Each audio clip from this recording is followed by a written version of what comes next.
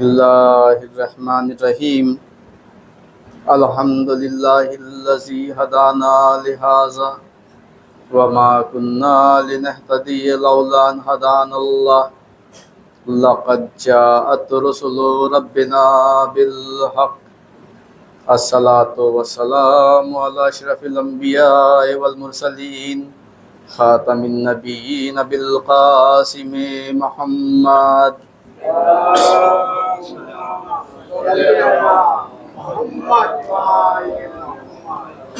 وعلى آل الطيبين الطاهرين المعصومين ولعنة الله على أعدائهم أجمعين من يومنا هذا إلى يوم الدين.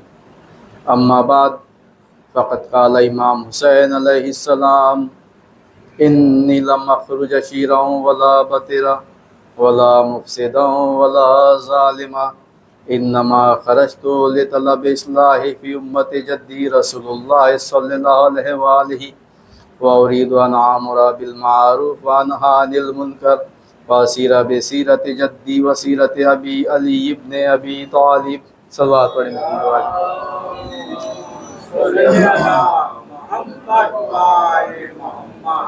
عزیزان گرامی و بزرگان قدر، مسلسل 4-5 ہفتوں سے مقصد امام حسین علیہ السلام پر گفتگو ہو رہی ہے۔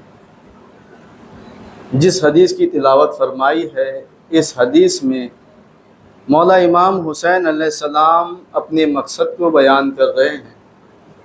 جب آپ مدینے سے نکلتے ہیں تو اپنے بھائی جناب محمد حنفیہ سے یہ وصیت کرتے ہیں کہ انی لم اخرج اشیرا ولا بطرا ولا مفسدا ولا ظالما، کہ میں نہ کسی لالچ کی بنا پر نکل رہا ہوں، نہ کسی غرور کی بنا پر، نہ ظلم و ستم کے لیے نکل رہا ہوں، نہ فتنہ اور فساد پھیلانے کے لیے نکل رہا ہوں۔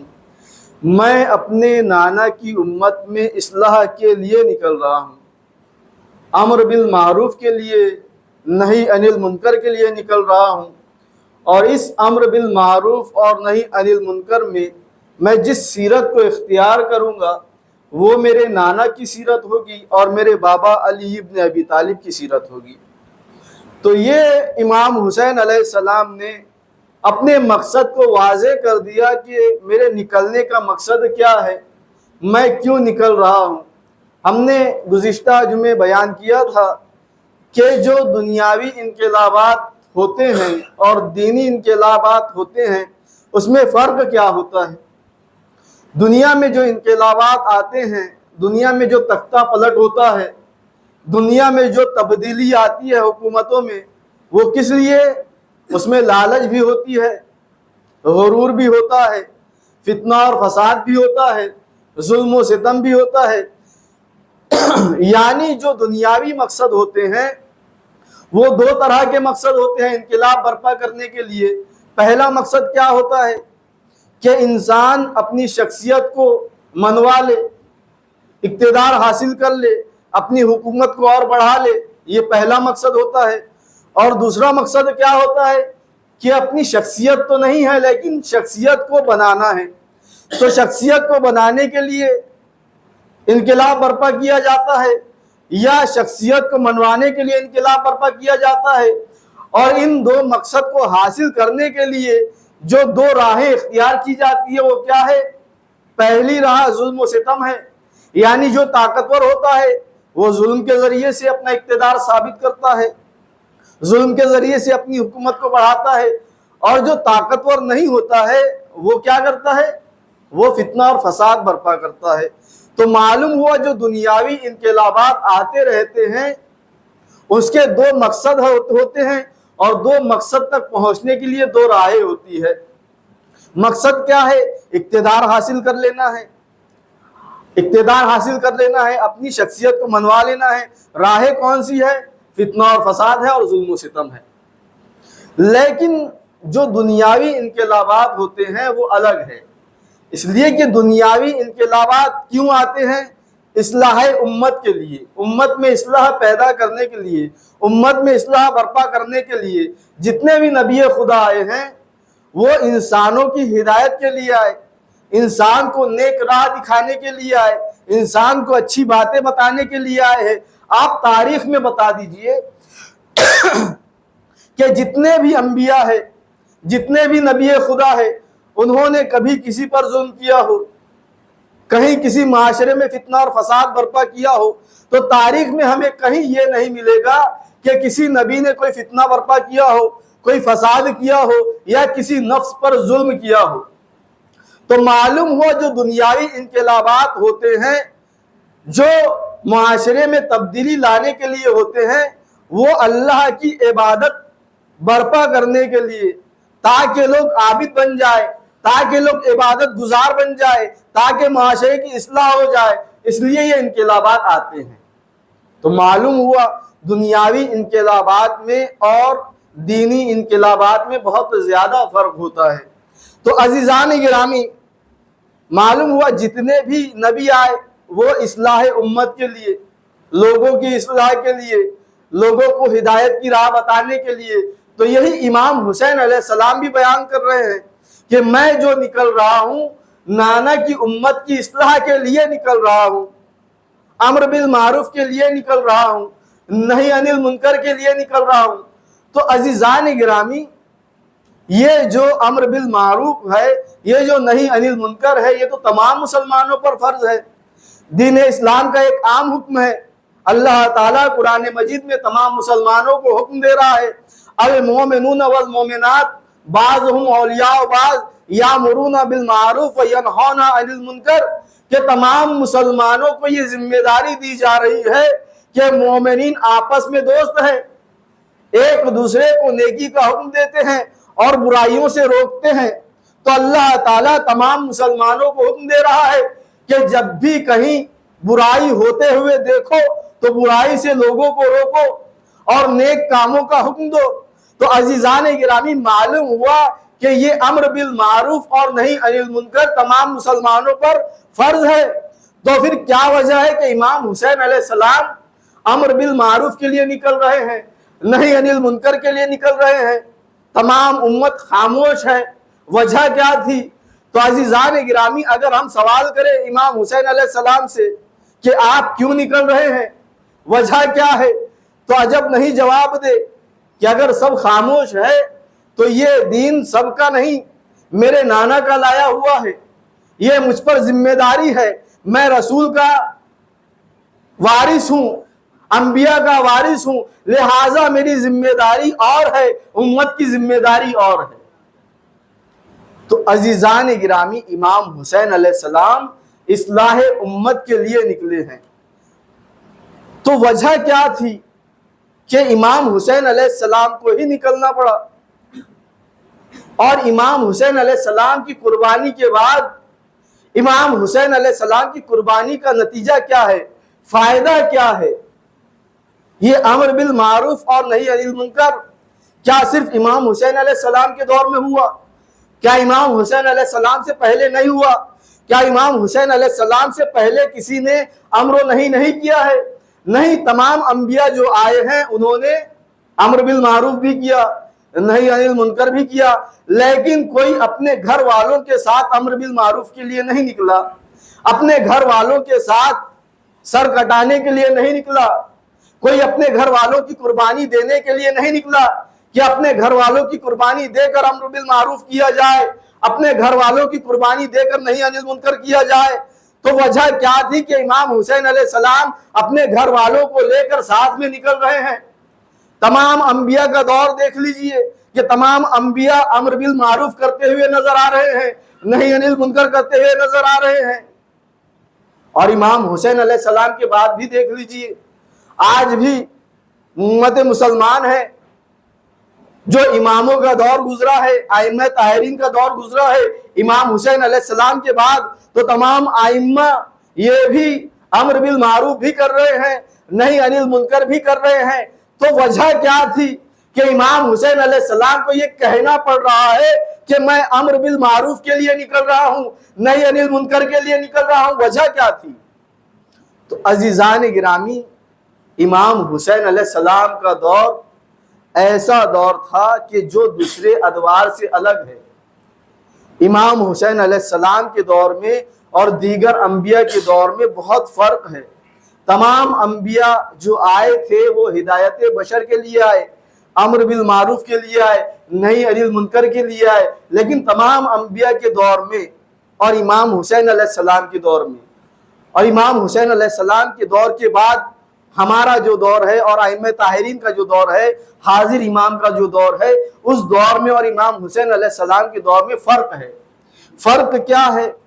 عزیزان گرامی، جناب آدم علیہ السلام آئے تو نہ معاشرہ ہے، نہ سماج ہے، نہ لوگ ہے، لیکن اس کے باوجود وہاں برائی بھی ہے، اچھائی بھی ہے، برے لوگ بھی ہے اور اچھے لوگ بھی ہے۔ 4 افراد پر مشتمل یہ معاشرہ ہے، قابل بھی ہے اور حابل بھی ہے۔ تو بھائی نے بھائی کو قتل کر دیا، جناب آدم علیہ السلام ہے، جناب حوا ہے، تو یہ 4 لوگوں کا معاشرہ ہے، اس کے باوجود برائی ہوتی ہوئی نظر آ رہی ہے۔ تو عزیزان گرامی، صرف دنیا ہی نہیں، جب جناب آدم علیہ السلام کو پتلا بنایا گیا تو ابلیس ہے۔ ابلیس کو بہکانے والا کون ہے؟ ابلیس کو بہکانے والا کون ہے؟ کوئی نہیں ہے، کوئی معاشرہ نہیں ہے، کوئی سماج نہیں ہے، کوئی لوگ نہیں ہے۔ ہم آج کہتے ہیں جب ابلیس رانندہ درگاہ ہو گیا، دنیا میں آ گیا، تو ہم کہتے ہیں کہ ابلیس نے بہکا دیا، شیطان نے بہکا دیا۔ جب کوئی نہیں تھا، ابلیس تھا، تو ابلیس کو کس نے بہکایا؟ تو عزیزان گرامی، معلوم ہوا کہ جو برائی ہے وہ ابلیس سے نہیں ہے، ابلیس سے پہلے بھی۔ تو عزیزان گرامی، معلوم ہوا ابلیس کو بھی کسی نے بہکایا۔ وہ کون تھا؟ وہ کیا چیز تھی؟ وہ کون سی شے تھی جسے ابلیس نے بہکایا؟ وہ تھی خود پسندی۔ وہ اپنے نفس کو چاہتا تھا، اپنے نفس کی عبادت کیا کرتا تھا، یعنی وہ خالق کی عبادت نہیں کر رہا تھا، اپنے نفس کی عبادت کر رہا تھا۔ جب خداوند عالم نے جناب آدم نے روح پھونک دی اور کہا کہ اس کا سجدہ کر، تو وہ کیا کہتا ہے؟ میں اعلیٰ ہوں، یہ مفضول ہے، اور اعلیٰ مفضول کی کیسے سجدہ کر لے؟ تو عزیزان گرامی، معلوم ہوا اس کے نفس نے اس کو بہکایا۔ صلوات پڑھیں محمد و آل محمد۔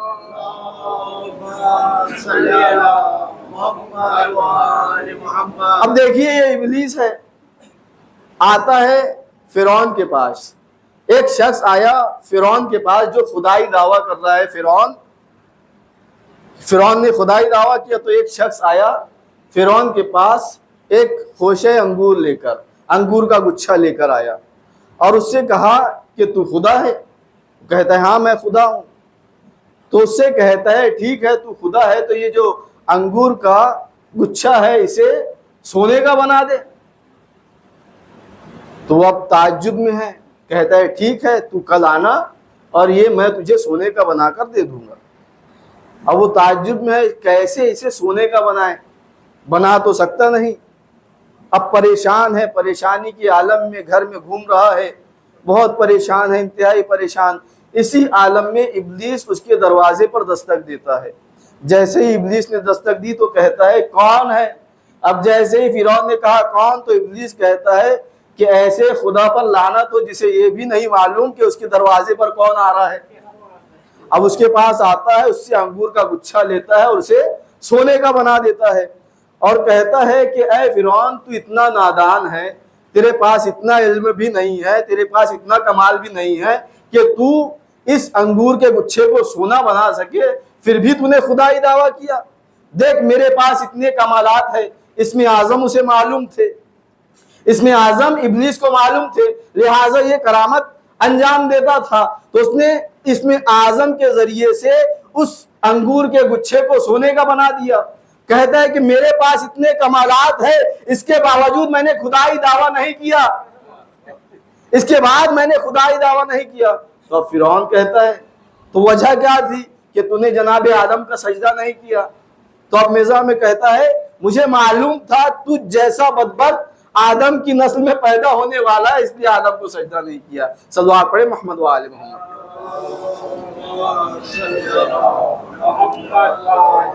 تو عزیزان گرامی، یہ معرفت ہے شیطان کی۔ آدم علیہ السلام کو جانا تو کتنا جانا کہ یہ مفضول ہے، یہ مٹی سے بنے ہیں، تو عزیزان گرامی معرفت میں فرق ہوتا ہے. اگر حقیقی معرفت ہوتی تو وہ آدم کا سجدہ کر لیتا. اب آئیے اسی معرفت کے حوالے سے سنیے کہ امام حسین علیہ السلام کو لشکر یزید کتنا جانتا تھا، لشکر یزید کتنا پہچانتا تھا. جب امام حسین علیہ السلام کو یہ بات پتہ چلی کہ پسر سعد لشکر لے کر آ چکا ہے، ہزاروں کا لشکر لے کر آیا ہے اور مجھے قتل کرنے کے لیے آیا ہے، تو امام حسین علیہ السلام نے حجت تمام کرنے کے لیے ایک شخص کو بھیجا اپنے پاس سے کہ پسر سعد کے پاس میرا پیغام پہنچا دو کہ امام جو ہے تنہائی میں تم سے کچھ بات کرنا چاہتے ہیں. اب دیکھیے عزیزان گرامی، یہ پسر سعد کی معرفت کتنی ہے، امام کو کتنا پہچانتا ہے. اور حبیب ابن مظاہر کی معرفت کو دیکھیے. پسر سعد ہے، امام نے اسے تنہائی میں بلایا، خیموں سے الگ ہٹ کر، لشکر سے الگ ہٹ کر. اب یہ پسر سعد تنہائی میں آیا، امام حسین علیہ السلام گفتگو کر رہے ہیں. امام کہتے ہیں پسر سعد تو مجھے پہچانتا ہے میں کون ہوں؟ کہتا ہے ہاں میں پہچانتا ہوں، میں رسول کا نوازا ہوں، میں علی کا فرزند ہوں، میں فاطمہ کا لال ہوں، میں اس وقت کا امام ہوں، ساری چیزیں پہچانتا ہے. اس کے بعد امام کہتے ہیں جب تو مجھے پہچانتا ہے تو مجھے قتل نہ کر، یہ ایک عظیم گناہ ہے. تو کیا کہتا ہے؟ یا حسین میں آپ کو پہچانتا تو ہوں، لیکن اگر میں نے آپ کو قتل نہیں کیا تو کوفے میں جو میرا گھر ہے کس لیے قتل کر رہا ہے؟ اس کی معرفت دیکھیے پسر سعد کی. کس لیے قتل کر رہا ہے؟ کہ کوفے میں جو میرا گھر ہے وہ چھین لیا جائے گا. تو امام کہتے ہیں تو گھر کے لیے قتل کرنا چاہتا ہے، میں تجھے گھر دیتا ہوں، بہترین محل بنا کر میں تجھے دیتا ہوں، مجھے قتل نہ کر. تو اب کہتا ہے میری سیلری بند ہو جائے گی، جو تنخواہ ہے وہ بند ہو جائے گی، مجھے مال نہیں ملے گا. تو امام کہتے ہیں میں تجھے سونا اور چاندی دیتا ہوں، میں تجھے مال دیتا ہوں، قتل نہ کر. تو یہ ملعون بدبخت کہتا ہے کہ نہیں مجھے تو قتل کرنا ہے، مجھے شہر رہ چاہیے. تو اب امام اسے بددعا دیتے ہیں. یہ ہے اس کی معرفت. اب اگر یہ جملہ کہا جائے کہ پسر سعد کی جو معرفت تھی امام حسین کے حوالے سے، پسر سعد حبیب ابن مظاہر سے زیادہ معرفت رکھتا تھا امام حسین علیہ السلام کی، تو کیا آپ بتائیے جملہ کہنا درست ہوگا؟ ہرگز نہیں. معاذ اللہ نعوذ باللہ ہم یہ جملہ کہہ ہی نہیں سکتے کہ پسر سعد کو حبیب ابن مظاہر سے زیادہ معرفت تھی. یہی معرفت تھی. امام حسین علیہ السلام کو اتنا ہی جانتا تھا. تو امام حسین علیہ السلام کہتے ہیں چند مٹھی بھر گیہوں کی لالچ میں جو تم مجھے قتل کرنا چاہتا ہے وہ بھی تیرے ہاتھوں میں زیادہ دن نہیں رہے گا. تو کیا مذاق اڑاتا ہے امام کا، اگر گیہوں نہیں ملے گا تو ہم جو سے کام چلا لیں گے. یہ معرفت ہے پسر سعد کی. اسے کہتے ہیں پسر سعد کی معرفت حبیب ابن مظاہر سے زیادہ معرفت تھی. کیا یہ جملہ ہم کہہ سکتے ہیں؟ نعوذ باللہ. وہ حبیب ابن مظاہر ہے کہ جہاں امام حسین علیہ السلام اپنے اصحاب کے سامنے چراغ بجھا کر کہہ رہے چلے جاؤ میں تم سے اپنی بیعت اٹھا لیتا ہوں، لیکن حبیب ابن مظاہر کی معرفت یہ ہے کہ امام حسین علیہ السلام خط لکھ کر اسے بلا رہے ہیں. اس کی معرفت کو ہم کم کیسے کہہ سکتے ہیں؟